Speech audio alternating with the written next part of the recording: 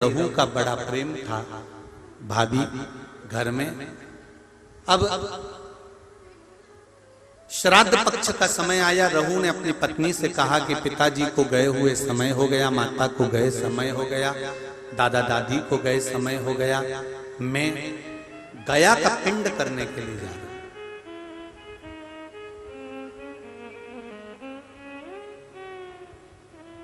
प्रयागराज, काशी, गया, यहां पिंड देकर मैं पुनः वापस आऊंगा और शिव जी की आराधना कर कर अपन भजन करेंगे, कीर्तन करेंगे, स्मरण करेंगे। तुम एक काम करना, अपनी धर्म पत्नी से रहू कहता है कि किसी ब्राह्मण को बुलाकर मैं जहां जहां पिंड दान करने के लिए जाऊं, आप दादा दादी के श्राद्ध में, माता पिता के श्राद्ध में किसी ब्राह्मण को बुलाकर भोजन करा दें। किसी ब्राह्मण को बुलाइएगा, भोजन कराइएगा। जब ये सुना तो धर्म पत्नी ने कहा, सुनो स्वामी,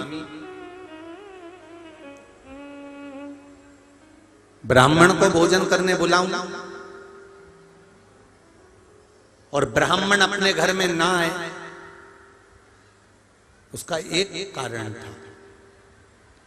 जिस ब्राह्मणों के घर के पास रहू रहता था, रहू की धर्म पत्नी इतनी ज्यादा लड़ोकी थी, इतनी लड़ती थी कि जितने ब्राह्मण आसपास में रहते थे उनकी सबकी पत्नी से रहू की पत्नी का झगड़ा हो चुका था। तो ब्राह्मण भोजन करने इसके घर में नहीं आए।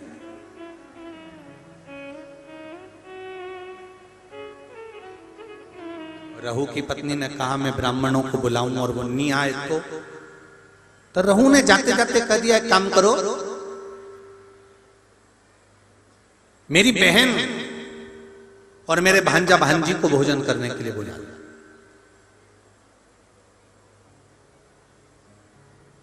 सनातन धर्म के अंतर्गत एक भांजे को या एक भांजी को भोजन कराना मतलब 100 ब्राह्मण को भोजन कराने के बराबर है। सनातन धर्म की रीति है ये महाराज। एक भांजे को या एक भांजी को भोजन कराना 100 ब्राह्मण को भोजन कराने के बराबर है। तो तुम एक काम करो, मेरी बहन रहनी को बुलाओ और अपने भांजा भांजी को बुलाओ, क्योंकि भांजा भांजी छोटे हैं, अकेले आ नहीं सकते, उनको बुलाकर भोजन कराओ। अब पति ने कहा कि तुम उनको भोजन करा देना और पति चले गया। धर्म पत्नी इतनी विचित्र थी कि उसने अपनी ननंद को बुलाया तो सरी, पर भांजा भांजी को मना करवा दिया कि उनको लेकर मत आना। और भोजन करने के लिए ननंद को नहीं बुलाया, भोजन का काम करने के लिए ननंद को बुलाया और निमंत्रण मायके वालों को दे दिया कि श्राद्ध में मेरे दादाजी का श्राद्ध है, माता पिता का श्राद्ध है, आप सब आओ। मायके वाले श्राद्ध का भोजन करने आ गए।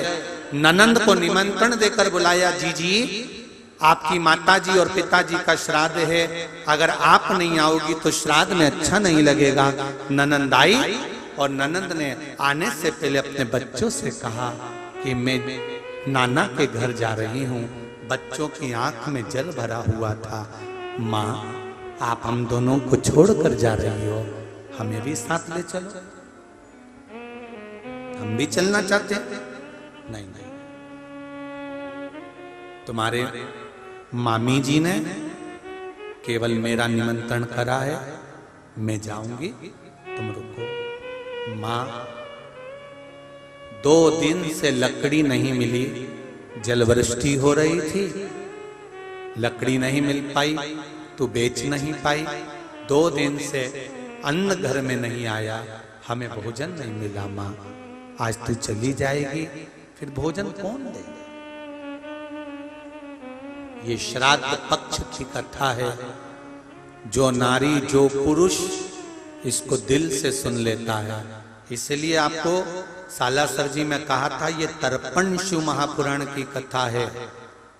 जितने भी भारत भूमि के देश और विदेश में बैठकर लोग इस कथा को सुन रहे हैं, 7 दिन प्रतिदिन नूतन तर्पण शिव महापुराण की कथा को सुनो और अपने पूर्वजों को आपने तर्पण करा ना करा, पिंड दिया ना दिया, ब्राह्मण भोज कराया ना कराया, 1 बजे से 4 बजे तक अगर शिव महापुराण की कथा दिल से सुन ली तो पूर्वजों को सब प्राप्त हो जाएगा और उनकी मुक्ति